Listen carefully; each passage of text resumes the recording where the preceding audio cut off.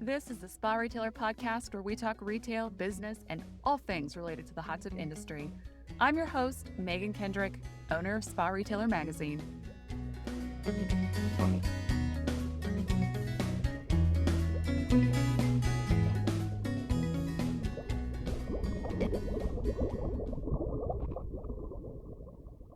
Today on the SpaRetailer Podcast, I have Travis Hogan, the owner of Fiesta Pools and Spas in Tulsa, Oklahoma, which is just up the road from me. So thanks for coming on, Travis. Thanks for having me. This is a treat for sure.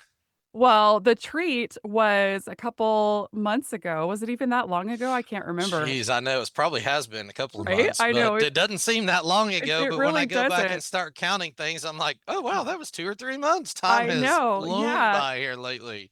Travis let Bethany, our managing editor, and I come over and check out his operation. He took us to both of his stores, and we got to dig into everything that they do. And I always like a good field trip to a retailer. So thank you for that. Yeah, that was fun, especially since you were right down the road from us. So that was really cool. Yeah, exactly. It's funny because for as much business travel as I don't really get to go see retailers that often, I always learn so much. I think it just helps you understand the business so much better when you can actually see it in person. Yeah. And so it's always very beneficial, but it's a hard thing to actually make time for. No, I know. I've got some friends and vendors at times that you will see. I see them more outside of the state of Oklahoma than I do inside the state of Right? Oklahoma. So we laugh all the time. I'm just like, well, I guess I'll see you outside of Oklahoma again when we're at various meetings. And it was a pleasant surprise when we were visiting in California a while back that I did not realize, embarrassingly, that you were in the great state of Oklahoma. So, Yeah, like, what? How long have you been here? So that I was kind of know. a fun learning experience for me. Yeah, we met at the Watkins conference back in Anaheim in January. And yeah, it's like I'd always known, obviously, I knew of your business. I knew you were in Tulsa, and I'd always intended to make that connection and just never had. So I was Yeah. glad we ran into each other and were able to No, do it was that. good. And outside of the state of Oklahoma. Again, right? Well, and it's funny that you're saying that because my husband and I laugh because there is this business in Oklahoma City, and that is the only place we see them is at the show. So we Yeah. see them in Vegas Isn't and that we see them crazy? at conferences and we see them at all these places. I've seen them once or twice, maybe in Oklahoma. Yeah, yeah.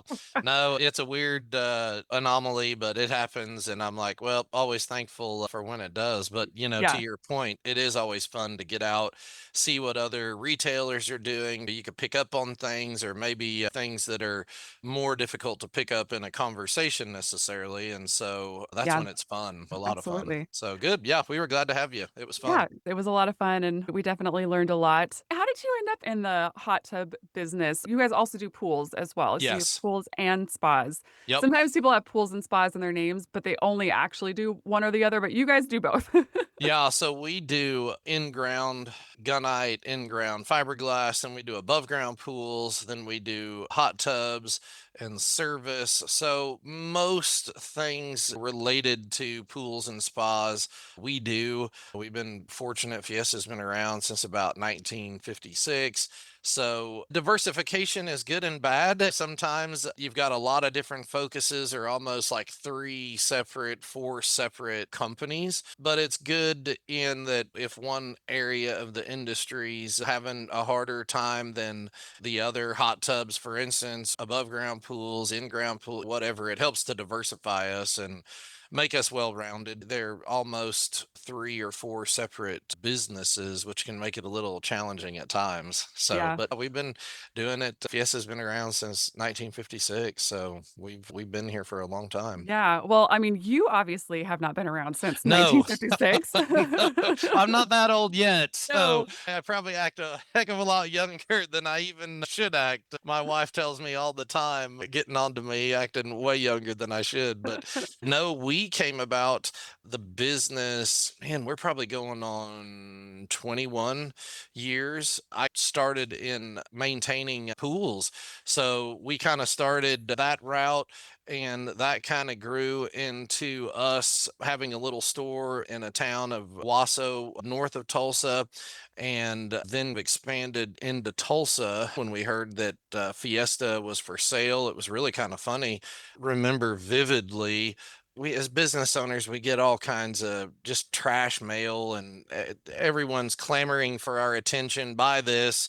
Yeah. And it was a email, or no, it wasn't an email at the time. It was a piece of mail from a business broker, and I literally threw it in the trash. And for whatever reason, I call it divine intervention. I actually pulled it out. I remember it, opened it up, and I was like, they didn't have the name of the company. And we had talked to the owners of Fiesta previously, probably Mhm. about a year or so, and we weren't ready. And sometimes, even when we did buy it, I was like, man, there was so much stuff that we didn't know Yeah. that you're just kind of thrown into. We started inquiring, and that was kind of the beginning. We were kind of the little fish at the time buying the big fish. Mm. So that was, I think I was 20, 28 when we did it. So there was, see, Man. I look back now and like, what the heck were you thinking? Uh-huh. Well, But you were 28. You were yeah, thinking I can conquer the world. Like that's how yeah, you I feel think when you're in so. your 20s, It right? was a lot. It was a lot. I have a lot of admiration for people even younger that get in. You hear about all these companies, how young they are now. And I'm just like, man, there's stuff I still don't know. We kind of started from there and have maintained and grown the business since then. So it's Yeah. definitely been a challenge, fun. There's Yeah. days that I'm like, yay. And there's other days that I'm just like, what the heck were we thinking? I enjoy it. I love it. It's definitely a passion, and it's been good to us and our family, and hopefully to the team members that work here. Yeah. So have you always lived in Tulsa area? Is that where you grew up? Yeah, so I was born in Richmond, Virginia, and in fact, I was just Oh, out there at a Master Pools Guild meeting. But my mother tells me I literally was a Virginian for probably about 2 or 3 months, and she ended up telling me the whole story. Was just out there, and I'm like, Mom, I gotta know this story. So for the majority of my life, minus 3 months, I'm an Oklahoman, but born in Richmond, Virginia, and then they moved back here. Anyway, so none of my family was in the swimming pool business. Dad and mom were both teachers. And I had a neighbor that I was always trying to do entrepreneurial things or mowing yards, trying to hustle to earn some money. And I had a neighbor that did concrete resurfacing around pools. He was like, hey, why don't you come and I'll pay you $75 to clean out these pools. And so then we'd go take the portavac, clean out the pools, and then that kind of led to a pool service route, which yeah. then kind of led to kind of saving up money to where we are today. So Yeah. it's been a Um, ride. yeah, I would say so. And you have some other businesses too, right? I feel like you said you're kind of an entrepreneur from the beginning, but I feel like still kind of it seems like Yeah, you're starting new things and trying different avenues and all kinds of stuff. when we first got into it, we're a part of the Master Pools Guild, and I remember going to a meeting. And in our business, you see, and when I say this, I say it respectfully, like, hey, you're kind of tied to the job, or Yeah. to the business all the time. And so I Yeah. wanted to be able to, how can we use Fiesta as a business, and how do I get out of working in it to on it, and Mhm. then using Fiesta to be able to diversify in other things. I was always scared to death, like, well, what happens if the industry goes south? We Yeah. have a COVID that didn't go in the up direction for us, but goes down. I always was worried about, man, I don't want to lose my house, because when we bought it, I tell people I was all in. So I didn't have an option to not make it work Right. when it was a Yeah. lot of money. And I have always been interested in real real estate. And so when we bought Fiesta, the real estate was included, which was great for us. And then we had Mhm. this great name that had been around for a long time. So we're diversified in real estate and then just other mainly real estate related businesses. Yeah. But office, we've got some office complexes and strip centers and things like that, that Okay. because of Fiesta has afforded me the funds to be able to do this. So I Yeah. definitely have a strong passion for real estate and taking some of them we've developed, some of them we've bought, but all because of the pool and hot tub business. So I'm Yeah. super grateful, but just never had to be reliant upon, man, if it's good or bad, feast or famine, to try to diversify as best we could. So, Yeah. You know what's interesting that you say that is we've talked to a lot of people over the last couple of years about acquisitions, about selling your business and all of that. And one of the things that I found really interesting in that is that for a lot of people who own pool and hot tub businesses is that when it does come time to sell, it ends up being the real estate part of it that yeah, affords them some extra stuff. It's like they'll sell the business, but they'll keep the building, and then they now have a tenant who's paying them rent every month. And so it's kind of interesting listening to it. And that piece of it has been really key in some of these acquisitions and some of these owners being able to sell their business to the people that they want and then continue on living the lifestyle that they want because they have that have that revenue every month, even though they've sold their business, they're not working anymore. So I mean, it's something to keep in mind for people for sure as you're building your business and growing your assets. Honestly, it's yeah. like it becomes a really key piece for a lot of people. Well, and I didn't, so it's funny you say that because when we had first bought Fiesta, I didn't want it to be a job. I wanted it to be where we could create a form of wealth. And I brought up the Master Pools Guild because there's some big heavy hitters. And some of it is all just proximity. Like, hey, Yeah. we're going to build 500 pools, an individual company. So I had to learn, hey, there's different markets. But these guys were creating wealth. I think that was my point, is I didn't want to just create a job for myself, but I wanted to Right. try to create some wealth. And I was at a vendor meeting in Ireland, and one of he's his now the son wasn't in it, but he's in it now, and his dad had ownership of a strip center. And so I remember thinking, like, man, that's really smart. And I've always had this passion for real estate. In fact, when we were looking at Fiesta, it was valued well. We weren't paying a lot of clear blue sky for the name, Yeah. but the real estate came with it. And that was where you're right. You can grow assets and grow some wealth, but also have a retirement plan. And that's what a lot of these guys, that component. And I just always thought, man, if there's a strip center that we could own, and maybe Fiesta has a part of that, and then you have two or three other tenants that can help support the rent. So those were things that those exact same conversations of always looking at people like, hey, here's people that you admire. What are they doing? What are successful people doing? And trying to glean that information Yeah. from them. That's what I truly enjoy and passionate about is, man, I don't know how to do this, but this person does, or this group does. How do I do that? How do I fit that into my realm? Because like I said, California's landscape's going to be a lot different as to our very seasonal business in the pool and Right. spa business here. So they were fun challenges, but it was those things that, and to your point, that a lot of private equity people can look at or Yeah. create some wealth so that it's not just, well, we don't have we either let the business go or just retired. When I say let the business go, or sell it. And so you've got something other than just a job.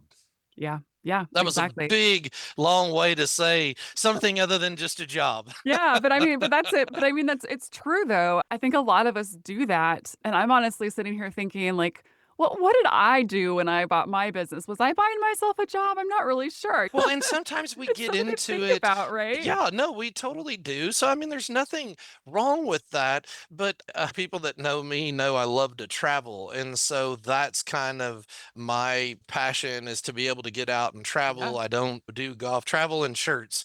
I And do so I do like your thematic shirt today. yeah, thanks. So I wanted to be able to put good people in place to where the business has given me, and even the vendors that we deal with, put on Yeah, some incredible trips to yeah, where you could have that component as well. yeah, And so there's been so many good things to come out of it that just make the industry it's not so much a job but a passion. And yeah, so it's nine times out of 10 I love it. yeah. So So you're 28. You have bought this established business that has some new components to it that you haven't done before. I mean, you did the service and you had a little bit of retail, but I'm guessing this bigger operation with a lot more moving parts. I mean, what was it like stepping into that as a 28-year-old, inheriting this business and these employees and people I imagine who've been in the industry way longer than you have? I mean, what was that transition like for you? it was scary, and I realized real quickly there was a lot that I didn't know. And I think part of it, looking back, and some people have told me this, there was the young guy, if you will, coming in and buying this well-established company.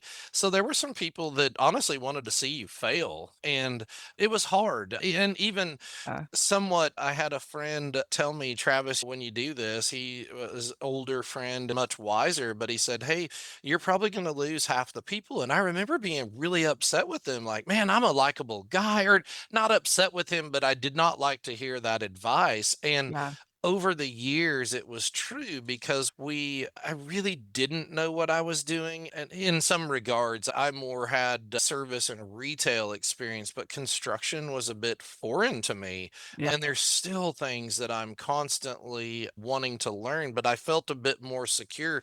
But it was big, and it was maybe probably bigger of an investment biting it off at the time. yeah. We made a lot of mistakes. And so if it weren't for a great banker who's one of my great friends, it was tough. I mean, there was a Yeah, time that I was just like, enough is enough. I'm not putting another dollar in this business. I was all in and then some. right. And we went through a period of time that it wasn't fun. And I had to try to ask people, okay, what I'm in this now. I can't really afford. I mean, it would have bankrupted me, Yeah, and I can't afford to go backwards. So what do I have to do to make this work? And I think there was a couple of things that I remember. It was a mind shift set differently as to, I think when I got into it, it was what can the business do for me versus changing that thinking to what can I do to and for and with the business. But embarrassingly, it probably took me a lot longer, 10 to 12 years, to really understand that. And when I started to make that shift mentally, you got rid of the bad seeds and started to replace it with your people, because a lot of the people were the previous ownership's people. And sure. so I always felt like, well, man, I have control, but I was scared to make the wrong decision in hopes that, well, man, if I do this, I don't have the reserve of funds, if you will, to earn my way out of a catastrophic bad decision. Right. And so there were a multitude of lessons that we've learned, but the major one that I still think of is having more of a servant approach to your business. And again, once I had that mind shift, it wasn't overnight, but it was hey, instead of what can this do for me, what can I help to do for the business? And slowly but surely over the years, I think it made a big difference, if Yeah, nothing else, but for me. But I think to our culture and who Fiesta continues to be as an organization today. yeah. When you made that switch to kind of that, I guess, servant leadership style, Yeah. I mean, what does that look like in practice, though? I mean, what changes in the day to day that you feel like is actually makes those changes palpable? I think over time, in the last couple of years, trying to define our culture, what it is. I mean, Yeah, Fiesta had always had a culture, but it was Yeah, you have whether you're working on it or not, you have a culture. That is exactly. yeah. And sometimes there were bad apples. It was cancerous, as Yeah, people would say. So sometimes you yeah, gotta cut that out. And those things were tough. And so I had to get more involved in learning. I think I wanted to take, well, hey, I've invested all this money, so other people that know it better are gonna do this for me.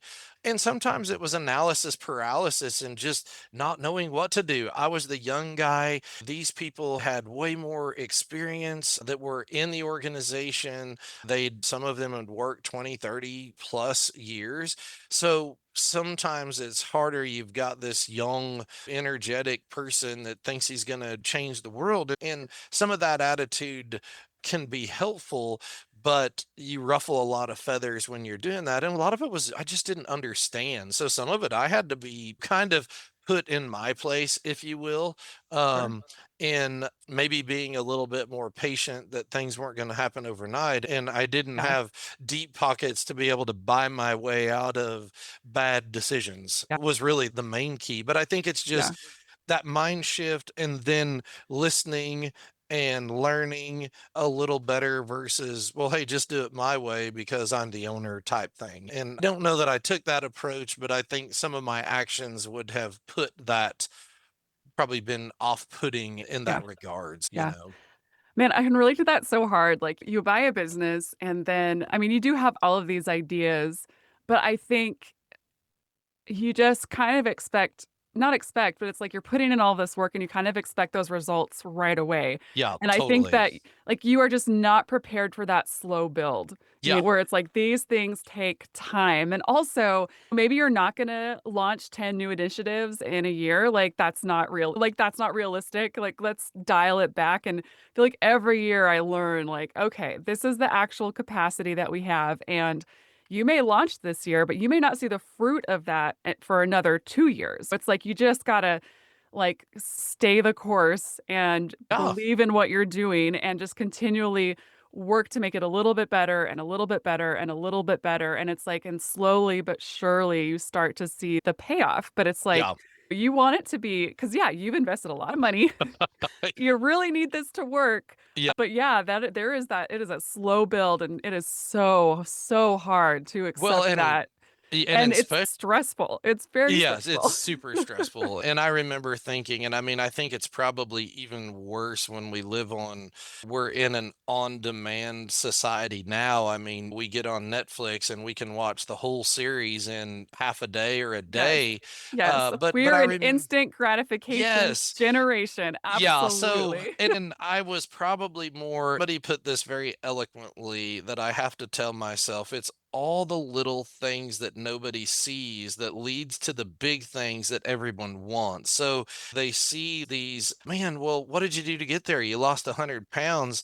It wasn't overnight, and there's a lot of blood, sweat, and tears. And it's the refining process that I say I don't like, but that you like. I mean, had I not gone through all these trials, and we still do, and it's pivoting to, okay, how can I solve this problem and overcome this situation?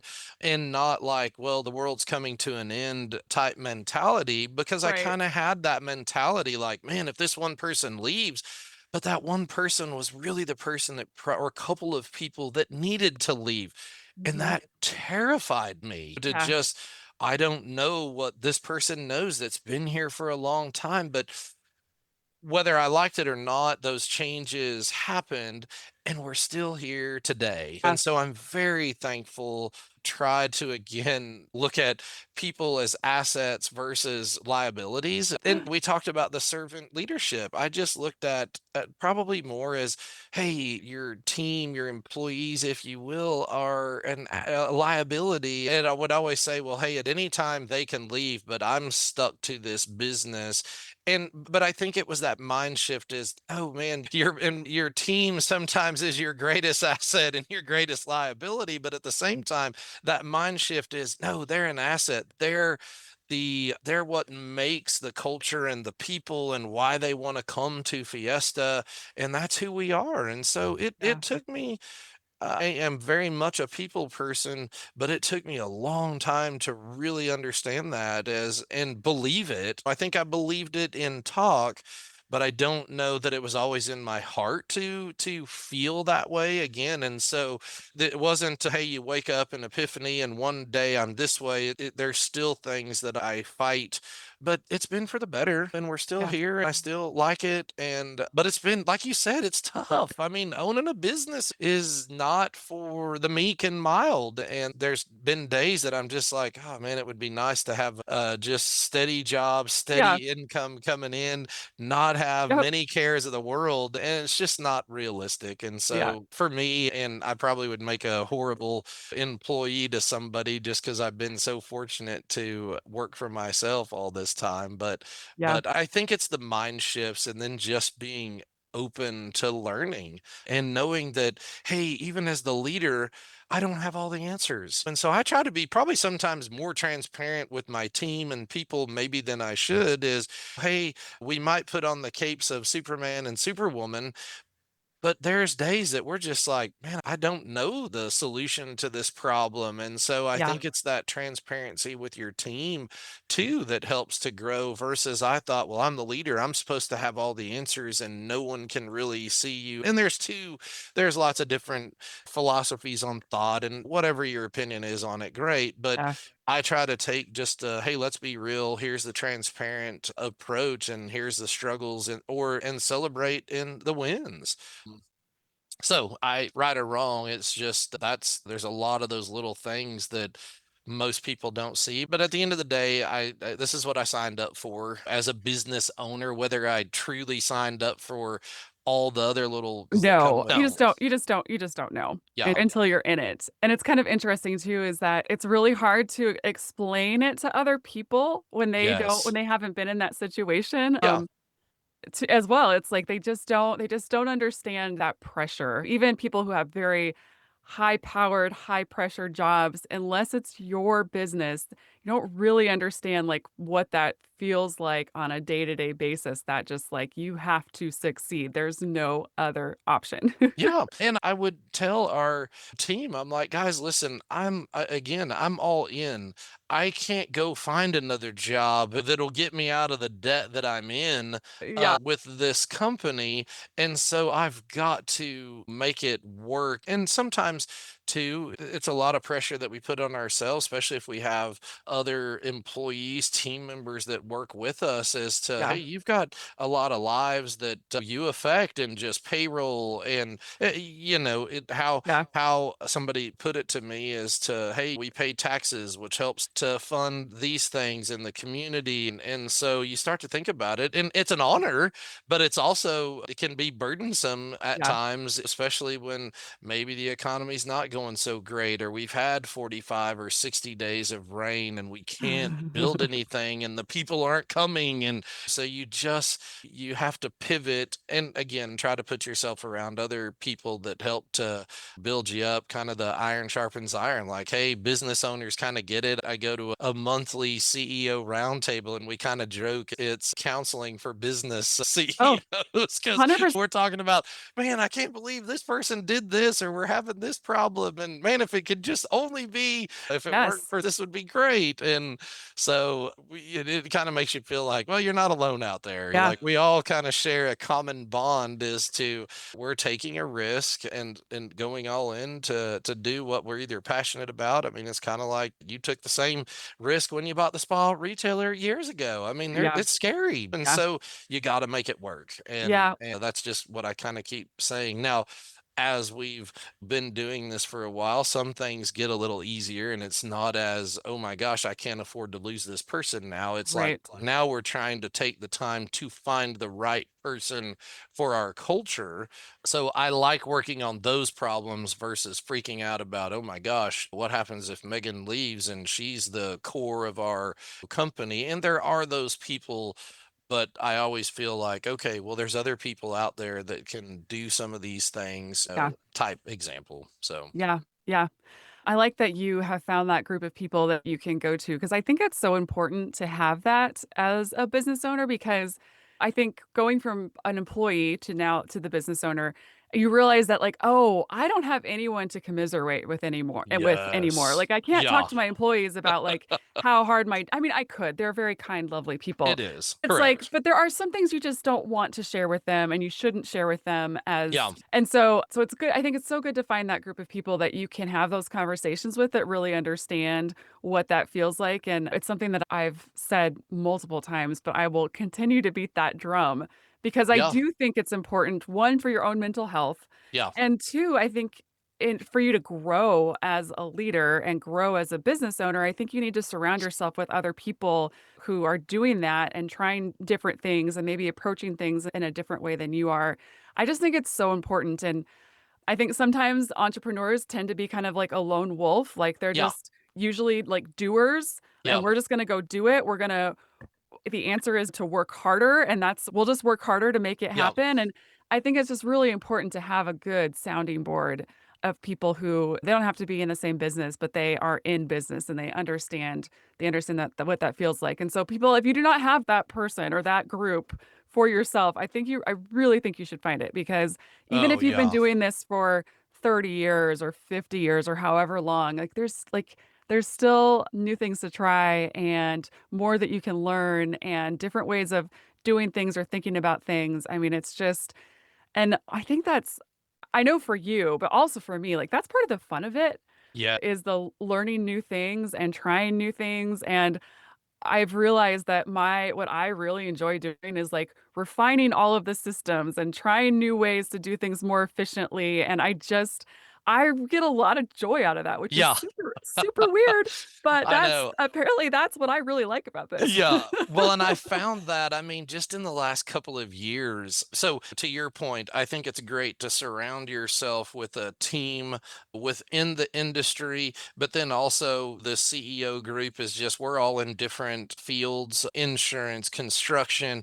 So, it's good that you do have that common thread Yeah, to be able just to kind of let loose. And, like you said, things that our team wouldn't necessarily, and I have to say, it's not what they were created to do. no, Like, hey, I no, do think there are some people are risk adverse, and so we hired probably one of the best things that we've ever done is sometimes when we also have to get out of our own head and be like the leader can sometimes be the biggest stifler of growth. And I found 100%. areas that I've stifled growth either because I had a bad experience early on, but then I've never ventured out to try it again. And reading different books, and in one of the books is say, hey, take risks. Sometimes we're called just to go all in and whatever that calling is, but there's also like, hey, take little risks. Like I could afford to maybe lose a finger or a hand, but if you take an arrow to the heart, you're dead. And Yeah, so take calculated risks sometimes,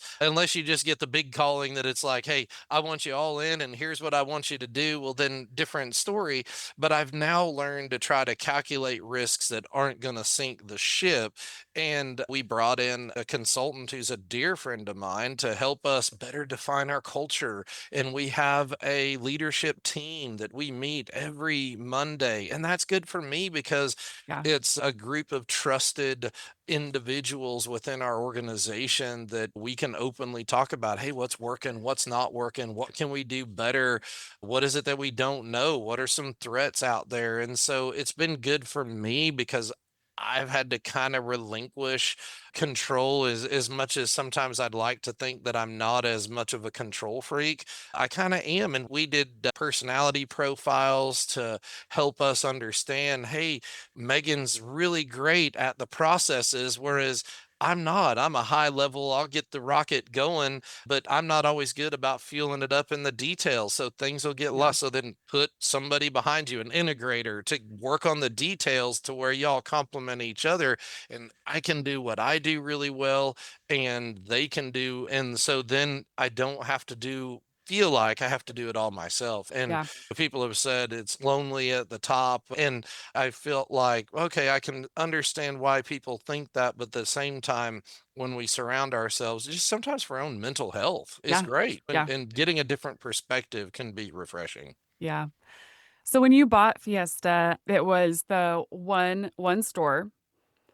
Yeah, they had 2 stores. So Oh, we 2 had a stores. little small store up in Okay. Owasso, and so they had 2 stores in Tulsa. So literally it was and we were wanting to expand into Tulsa, Yeah, but yeah, they had 2 stores, and so it again, it was a big undertaking, but it was that component of the real estate that we were gonna be able to buy the real estate, which can be rare sometimes. yeah, To your point earlier, some people have, hey, great, we're going to sell to private equity, but we're going to hang on to the real estate, and then they sign a 5 or 10 year lease. Well, then yeah, you've got some income. Hopefully that building's paid off, or you've been paying on it, or whatever your financial outlook on it. So it can also be an income generator for you when you do want to say, hey, man, I want somebody else to make all these decisions yeah, and pass on the torch, if you will. yeah, yeah. So how did you get into your newest location then? So that one, it years ago was an old like landscaping, and it had like a greenhouse attached Okay. to it. Yeah. So we were fortunate enough to literally, the biggest worry is people would come and we had our whole hot tub displays out in this greenhouse, and in the Yeah. Oklahoma hot humid heat in the summer it could be a miserable shopping experience. And Yeah. I was surprised that we sold as many hot tubs as we did during some of those months. But so basically, the time was like, okay, one, I'd had to kind of build up some funds to be able to do this. So as the business started to turn more positively and financially, I was making better decisions. We had start to put some money aside for a building, which Yeah. I knew we were going to have to do. So we got super lucky in a space literally across the street. I was worried about, well, if we move, will we lose a lot of employees? Because sometimes just proximity and Yeah. convenience, Absolutely. to your location. Yeah. We were so blessed to be able to literally move across the street to where we could pare down our hot tub display, but we really didn't skip a beat. So we tore the building that was there down and then kind of converted it to a little strip center where Fiesta is one of the anchor tenants, if you will. Okay. And so while the our new building was being built, we were doing that. And then now we've got land to be able to expand in a couple of other areas. So I've been trying to kind of just calculate this out a little bit, Yeah. a piece at a time, to where, okay, we have this area that we want to go. I want to own if I can versus leasing. So that's kind of just one of Yeah. my business things that we discussed earlier that I'm passionate about. Like, hey, well, great. If I'm going to lease, I'd rather lease to myself than Right. to somebody else. And not every time that's doable, but so we've been purchasing land in a couple of areas around Tulsa to hopefully be able to expand and add a few more locations. I mean, at what point do you know, like, we're ready to do that? Some of it I think has just been from a financial standpoint, like, hey, Sure. listen, I want to be able to put this much down. It's the areas. Okay, great. We know that this specific pocket, we have a lot of customers that are already coming. And as we kind of found through COVID a little bit, it's convenience. People shop Yes. convenience. I have great friends that live 30 minutes away from me that are like, Travis, I want to do business with you, but it's really not that convenient to bring my water test, drive 30 minutes, get it tested. So I get it. Yeah. So we're trying to make spots to where it's a little bit more convenient. So we'll look at, Yeah. where do we miss the boat with? We get a lot of customers, or where did we have a lot of customers to try to go grow? Some of it is just your best educated guess. Hey, here's the demographics, our kind of demographic for the pool and hot tub industry. And sometimes the land's just super expensive in and of itself. And now Yeah. building, we kind of throttled this back to wait and see what the tariffs and things were going to be on steel and Yeah. building. And I just met Yeah. with one of my real estate friends yesterday to start going over okay, hey, here's the kind of rent. So you kind of establish this is what the area can take as far as rents and then back into it, and does that fit into our scenario for Fiesta, or just even build the building. So sometimes it's working Yeah. it backwards as to this is what we think, and we're just making the best educated guess with either the customers that have come from these certain areas, or okay, this is where we just know in our gut this is where our type customer is. Yeah. I People are probably tired of hearing me talk about how convenience is the most important thing. Yeah, really As is. But as a consumer, convenience is the most important thing. Yeah, I mean, it's like sometimes I will spend more for something, the same exact item. Sometimes I will spend more for it if I can get it faster. yeah, Or sometimes I will spend more for it if it'll just yeah, if I can go pick it up today or I don't have to get out of my car. I mean, yep. like, this is Yeah, like well, I that is mean, it's a real thing. I mean, I just at this stage in my life, I will spend more money to make my life easier, and it's just the way it is, and I'm not sure that I'm not sure that retailers always get that because it's like we're really good at what we do. We have yep, excellent products. We have great customer service. We do all these things well.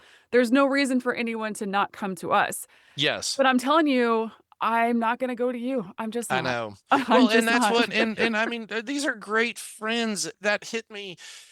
Again, there was a realization of COVID when they were closing our stores down to where you were Yeah, handcuffed. And so we had to be able to pivot.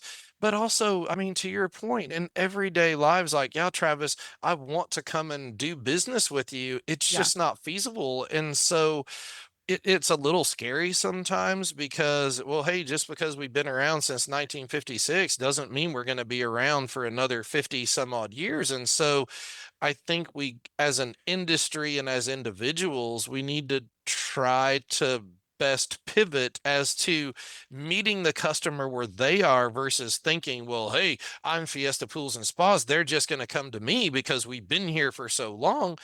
And we quickly learned that's not the case. And I felt like COVID was a very good lesson of that as to, hey, again, people want convenience, but to your point, even in our own shopping habits, my wife does all the grocery shopping now online and she hates to 100%. go in. So how do we Absolutely. capture that market? And to Yeah, your point, we think that online is cheaper, and in some ways they are, but a lot of times when we've done the research, it's it's actually not. more expensive. And so Yes. you Because are that's to, not I know, and that's the thing, it's like we always think that it's about price, and it's just not. yeah, Like, it is a lot of times it is about convenience, like, I mean, I'm not gonna pay $100 more, but yeah, will I correct. pay There 5 or there 10 is a, yeah, will I pay 5 or $10 more? Yeah, yep. absolutely, just because I don't wanna deal with it, I don't need one more thing to deal with.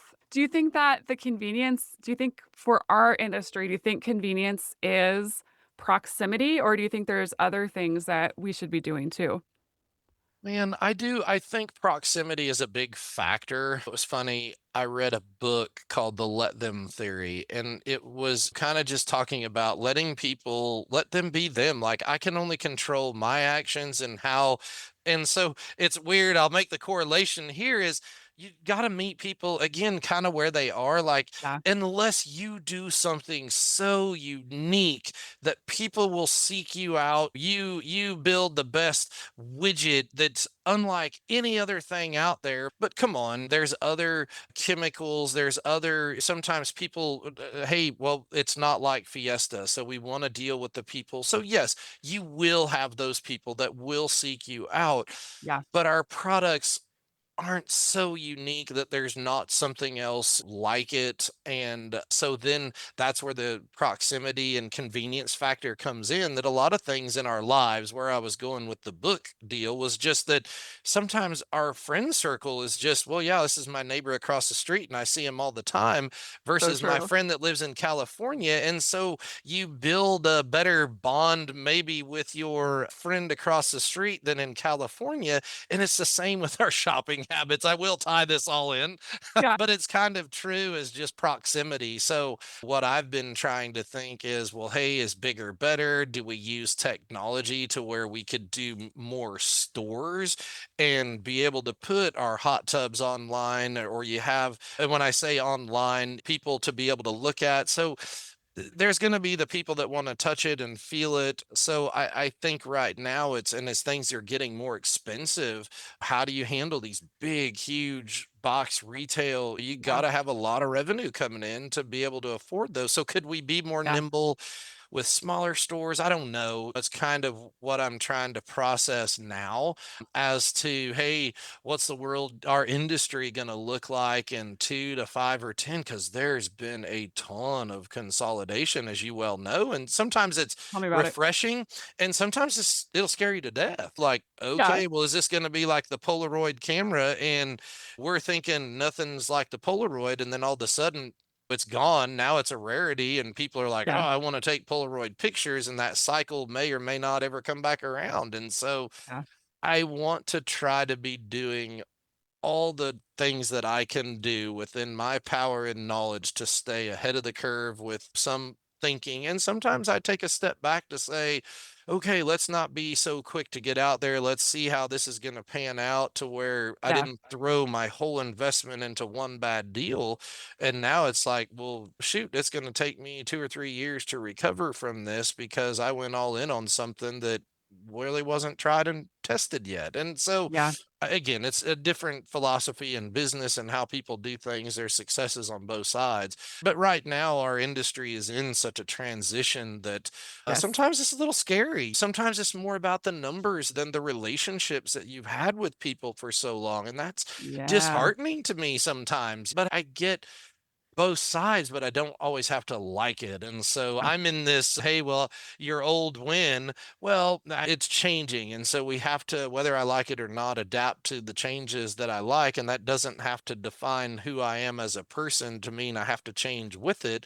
Or, hey, here's the choice. Here's how we're going to do it. And maybe that's the thing that totally sets you apart. yeah, Where it's just changing times. And I love the yeah. change, but yet it's scary. Yeah, well, and it's interesting too, like, as you're talking about, do we go big? Do we go small? Do we do Yeah. this? Do we do that? Interesting thing is, like, there isn't a wrong answer. I, I mean, I like you know. said, there's people who've done both well and Oh, yeah. successfully. Yeah. It's like, I think part of it is just kind of choosing a path and what does your plan and roadmap look like, and then just doing it and doing Yeah. it really well. Yeah. So it's so interesting. I think sometimes we talked about having that analysis paralysis, and I Oh, yeah. think I can do that. I do that too. And then sometimes it's like, it really doesn't matter It because doesn't. you just gotta, if you choose it and you believe in it and you go for it, like you're Yep. gonna a lot of times find ways to make it work. I mean, you can make absolutely wrong decisions. So some Sure. of these things, it's like there's not a right or wrong. There's a do or don't. Yeah. I think sometimes the old saying is the worst decision that was ever made was the decision that you didn't make. Oh, And 100%. I fall into that line. And again, Yes. these are So business hard. owner things. It's like, okay, I'm going to make this calculated risk. Like this is going to sink the Mhm. ship or it's not. And so I've really had to change my thought process in regard. Okay, Travis, just make a decision because I'll Yeah. want to sit and ponder it. And then a day turns to a week and a month and a Yeah. year. And that's very frustrating to my team Mhm. because it's make a decision and let's move on. And so I'm personally, that's something that has handcuffed me over the years that, okay, Yep.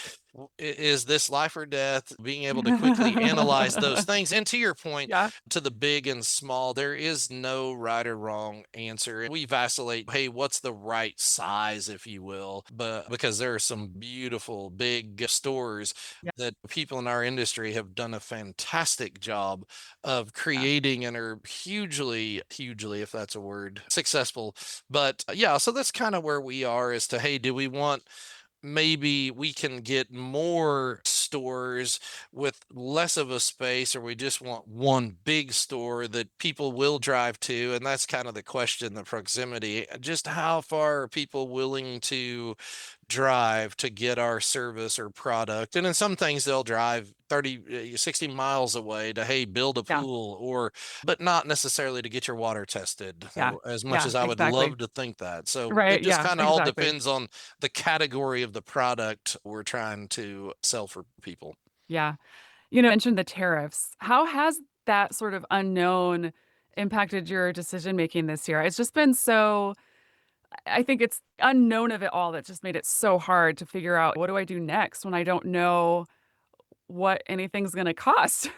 I know it is very hard. I think you just have to be able to be nimble and move quickly. These Yeah, things are out of my control as much as I would love to control it. So, in some areas, pricing is going up. And so we have to be able to, as a good steward of our business and our products, we have to be able to we don't have the margin to be able to eat through some of the tariffs, and so we've got to be yeah. able to pass that on, which is scary at times because some of the products that we sell are expensive and they're getting more expensive, I and I think most of the worry. products that we I sell know, are and so I expensive. worry that our clients and guests are going to be like, okay, enough's enough. Like we've Yeah, we're gonna hit priced that ourselves ceiling. out of the market for things, and maybe not. Maybe it all just grows as to the all ships rise with the tide kind of mentality.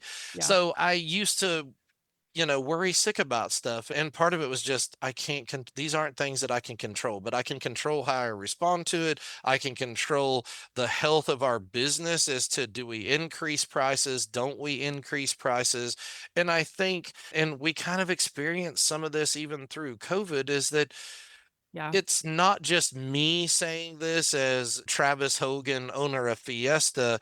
It's kind yeah, of the whole world. So people are more, oh, yeah, no, we understand, versus they're just hearing it from you or they're just hearing, well, nobody else is right, saying this. So it solidifies, they might not like it either, but it's a reality of, well, okay, gas is more expensive today than it was yesterday, or food's right. more expensive, but it also, for some of that expendable income, the pond dries up a little bit. And so those are the things that I'm worried about. But again, I just have to try to be the best steward of Fiesta Pools and Spas and to our customers that I can possibly be. And it's not always like we've been talking, a walk in the park. And so we've had made some tough decisions to raise some prices. And hey, is this going to push people away? And but we're still doing what we think is financially right for the success of the organization, because at the end of the day, we all got to make money. We Yeah, got to make money. I don't do this for free. You don't do this right. for free, even though I love it. But Yeah, I want to be able to be a good steward to our people, our company, and our customers, most importantly. And yeah, sometimes it's having a tough conversation of, yeah, we got to raise prices, or this is this price, to be yeah, able to service and do all the things that make Fiesta Fiesta. yeah, yeah, absolutely. When you when you bought the business, had you sold hot tubs before? Was that part of your other retail store? So yeah, we had a little company called the Backyard Source, and so we had little hot tub. Yeah, I mean, I say little hot tubs. It was great. It got Yeah. my feet wet. But what we were finding, it was kind of a suburb of Tulsa, and again, it goes to our proximity. Most people weren't going to drive from Tulsa to Owasso to buy a Yeah, hot tub. It was always the opposite. They're always going to go to the bigger city, and so we always felt like we were losing yeah, out to the bigger Fiesta in Tulsa, because back then, and I don't know if the statistics still hold true, that most shoppers are going to shop three different hot tub companies in this case before they make a purchase. And yeah, we and were you wanna never be going to be last. the third. We might be, yeah, we might be first on the list, but again, the proximity of, hey, people weren't going to drive 30 minutes up north to Owasso, of which they've never been, to look for a hot tub. And so Yeah, that was part of what we were looking at to expand, is, man, we're missing out on opportunities.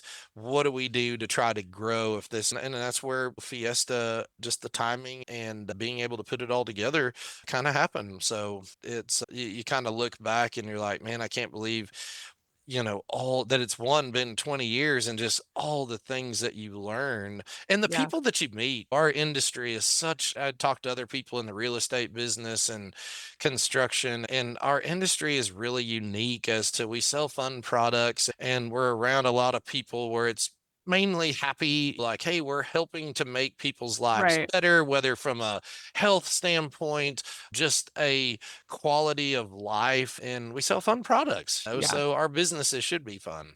yeah. What do you see? I mean, we talked about expanding and all of that. I mean, what are some of the things that you see for the future of your business? What are some of your aspirations going forward?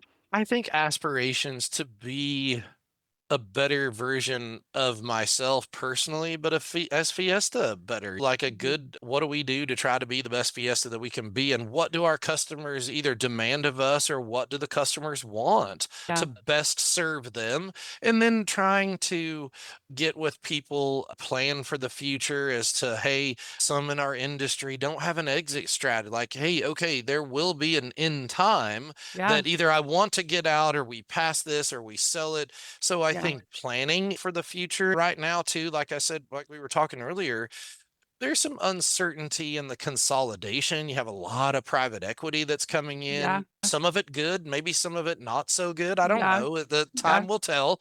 So I think I want to keep options open as far as just, hey, okay, I can control these. If this is still going to be good for the health of Fiesta Pools and Spas and for our customers, yeah, then is it bigger, smaller stores? Proximity, all these things we're kind of going about right now. And then just again, getting back to controlling what we can control and letting the rest of the chips fall, but making yeah. as good of calculated decisions as we can. So I wish I Okay. had a crystal ball to better kind of help you with that answer. But I mean, Yeah, just doing the work, but not being open to change. And sometimes we don't always welcome change, and our industry is very in some we're slow eh, to adapt. we are slow to adapt, and I understand it. And so as I said earlier, there is a ma and pa mentality, which is great in some circles, and it's becoming a little bit more corporate, which some people will push back on. Yeah, But I think that's helping us mature in thinking of exit strategies and getting our financials correct and running a business that's not just a job, but helping us to generate some wealth, whatever wealth looks like to you, whether it's just yeah, yeah, providing for your team and your people, or actually being able to diversify in other things from a monetary standpoint. So yeah, for everyone, as you well know, it's different and there's no right or wrong answer. So I think it's just the biggest thing that I think we can do moving forward is just being able to adapt to change. And sometimes it's not always change that I like or welcome. So it does have me on my yeah, edge of my seat a little bit. But I think sometimes if we can reframe how we're thinking about it, okay, what's the good that can come out of this versus thinking about all the negative? yeah. And All it's right, hard to do. I'm not going to pretend that I have it all figured out. no, no, I think we've established that it's hard, Yes, hard and yeah, for scary. sure. For sure. Um, should we do the Spa Retailer 5?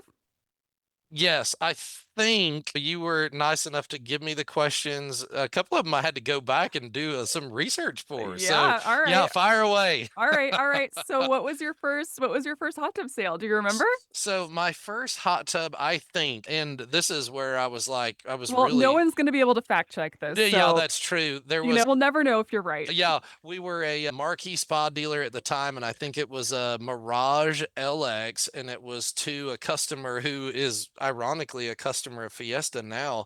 Mike Jeans was their name, but they were he might not have been the first one, but he was probably one of the more memorable ones where I felt like a big boy that I walked him through the whole process of selling the hot tub myself. And Yeah. so that was the one I really wanted to try to find. I have some old invoices of the first one, but I couldn't, but that was the most memorable one. Yeah, that's great, that's great. Yeah. What was your first real job? So real job was I was a clerk at a Golden Corral, and Oh my so I gosh. would I would work the Golden Corral for some of those that do or don't know. I mean, Oh, this is Golden I feel Corral. dated. It was the buffeteria. Oh, So yeah. in Owasso, I worked I'm there. pretty sure we still have a Golden Corral in I Norman. think we do. I think we had They one. are not gone. I think you're right. It's been years since I've been there, but I worked at a Golden Corral and then I did some landscaping. And then I kind of always just did a jack of all mowing lawns and then got into cleaning pools. But Yeah, Golden Corral was my first W-2 invoice or a I paycheck, if love you that. will. I Yeah. love that. I love that. All right, well, so what would you say is the worst idea, the worst thing you've tried in your business? Oh, geez. Probably. I was thinking, like, from a product standpoint, we had these disposable grills. And I thought, oh man, these would be great. A Let a salesperson. disposable Yeah, grill? yeah, you would like light them up. It was like this biodegradable grill. And we brought in, we didn't go hog wild on them, but we brought in some. And it was a little I unique, but I was like, ah, well, maybe this could be cool. People that are camping or don't want to lug around the cooker. And so, from a product standpoint, that was probably the biggest product fail. I think is I we mean, would it just, like, burn up as you're cooking? Like, yeah, it would I just, think like, so. I disintegrate as you, honestly, like, cooked your burgers? yeah, Like, how many uses could you get out of this? Was it, I like, a think one and maybe done? 1 or 2, and as much as I hate to I admit this, I never used it, so I can't really attest. It'd be a little hypocritical of me to say, "Well, I never u I it was, hey, I wonder if this would work for some people," and from a product flop, I think from a business decision, it's kinda like what we talked about earlier. It's a couple of things. It's just not being able to make a decision fast enough Yeah, and kinda the analysis paralysis, and also thinking not delegating enough, trying to control and feel like I have to know everything within the business because I don't. And so I think from a business standpoint, the more that we start to delegate and hire the right culture and team, the stronger that you'll be and the easier we live and die by our core values now that we make decisions on. And yeah, so that's been important to where I always kind of thought it was probably more hooey than like, "Ah, well, hey, here's our mission statement." It really didn't mean anything to anybody. yeah, Whereas we brought in a consultant, and who I mentioned earlier is a good friend of ours, or has become a great friend, and helped us under here's what Fiesta stands for. So not doing those things quick enough, I think, were mistakes, but how they've turned into something that I can't believe we didn't do earlier. I just didn't see I just kind of thought it was hocus pocus. yeah. So So then would you say that you may have a different answer for this, but would you say that establishing those core values in your mission statement, would you say that was the best thing that you've done, your I best I idea? think, yeah, I mean, geez, best idea. I'd like to say there's a lot, but I think being able to put together a leadership team was probably one of the best things that we've done. And Yeah, truly defining, here's our employee handbook. It kind of helped solidify us as a business, if you will. Like, oh yeah, man, we're now wearing big boy pants and we're kind of out of diapers. And so it kind of made me something that we truly believe that it wasn't just a bunch of hooey and it wasn't just me cramming it down people's throats to say, well, this is what Fiesta is. It was, yeah, hey, interviewing of our team and also what our customers would say about us as to who we are. And so I think being open to that and having the finances one to be able to invest in somebody to come in and things that I don't know, which I felt like as a yeah, business owner, man, I'm supposed to know all this stuff. And that was stuff that I wasn't good at. And yeah, so, but that could be reflected in the cultural, a little bit more formalized culture, if you will. And we make yeah, decisions on just, hey, are we holding our team accountable? Are we learning? And that has been good to see our team grow. And as a leader, I think they've come to respect me a little bit more because we've had to make some tough decisions based upon our core values. And so yeah, it was great to have that in place. And then we hire, hey, do you think that these would fit your core values to be an employee to come and work for us? And sometimes it rules out people that, I don't know, I don't want to be held accountable or I don't want to learn. I just want a yeah, job. And so it yeah, makes our job a little easier. yeah. Would someone actually say that? I I probably was just say, not, but there have but been people no, but you just you can tell, you can tell. you Yeah. can tell. Yeah, you can Okay. tell. So it's a little like, okay, Yep, this got it. person's not gonna fit our deals. And some they'll just have a look on their face of the deer in headlights and they don't Uh-huh. get it. And it's like, hey, I mean, no, it's not right. It's not the best for everyone, but it's Yep. for our company, and we'd rather know in the very beginning than to hire somebody and realize that it was a mistake. So Yeah, I yeah, think absolutely. the adage is slow to hire, quick to fire. Oh, man, that's so hard. I know. Oh, goodness. All right, so do you have a favorite I mean, it sounds like you are a reader, as am I. Do you have a favorite book or So podcast, TV I show? think, well, I mean, other than the Spa Retailer Oh, podcast, of Megan, course, of course. second to, I think the best business book, I probably do business and maybe more personal, relational. Best business book was Rich Dad, Poor Dad, Young. I think that helped to teach me about the difference between good assets, liabilities, bad liabilities. Yeah, A great business read that is just good in business to read. Here lately, the one that sticks out the most, and I kind of mentioned it earlier, is just the Let Them Theory by Mel Robbins. And yeah, it's really good in just perspective, like we were talking about, either individually with people, or just you can take some of those concepts and, like we were talking with business. Great book. I think she's become super pop. I didn't even know who she was yeah, 3 months ago, and a yeah, buddy that works for Quick Trip said, "Hey, this is a great book that I just read." And yeah. he was Is real it more referencing it to my son to read it, who's well, I was gonna say, 18. I was gonna say, it's kind of is it sort of a parenting book? I feel like that's the It context in can which I've be. heard about it. It's a lot. It can be. It's basically just letting people be them. Like, hey, Yeah, we work up in our minds things to maybe be true or not to be true. Or right. hey, Megan didn't invite me to the ball game, and Megan's a really good friend of mine. What's wrong with me, Travis, that she didn't want to invite me? And well, Yeah, did I say something wrong? And sometimes with our mind, at least me, I'm not going to throw you under the bus, but it's just we get off and sometimes we're right, but most times we're like, oh no, that's not what Megan was thinking. It was just her other friend, whatever. And we've right. made it into this, oh my gosh, the world's coming to an end. And so this book just helped to give perspective on that and not giving your control to other people, and also Mhm. and just how we think. And most of the times, sometimes we're wrong, we're our own worst critic internally. And would we let other people talk to us verbally the way Oh, that we talk to ourselves in our mind? And those are the only right. things that we know, and sometimes Yeah, we share them and sometimes we don't.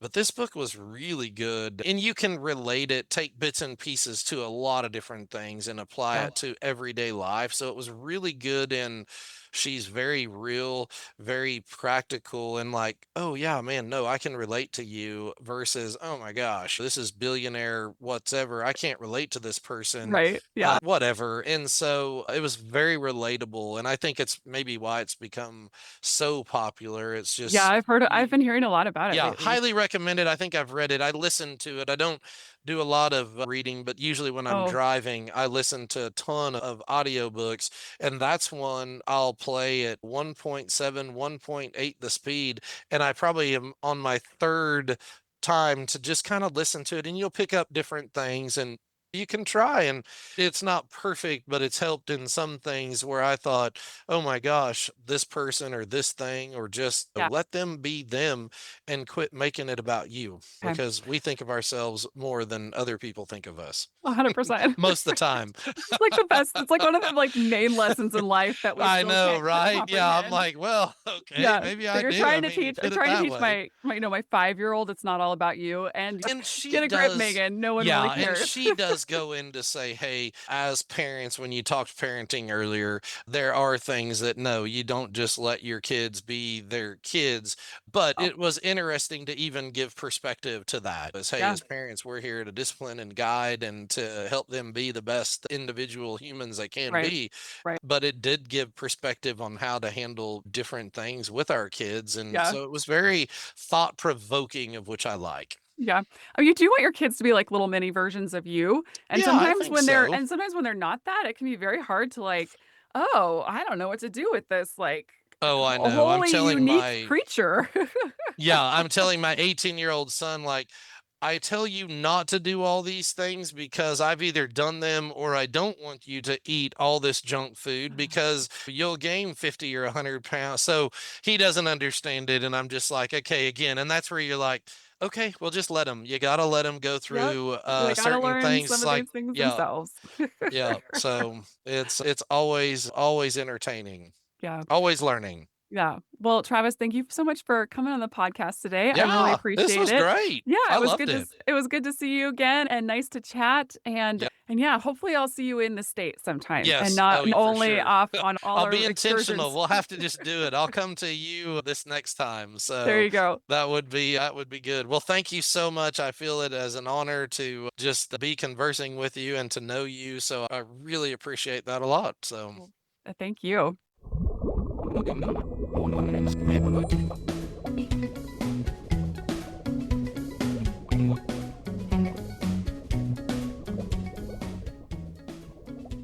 The Spa Retailer Podcast is a production of Spa Retailer Magazine.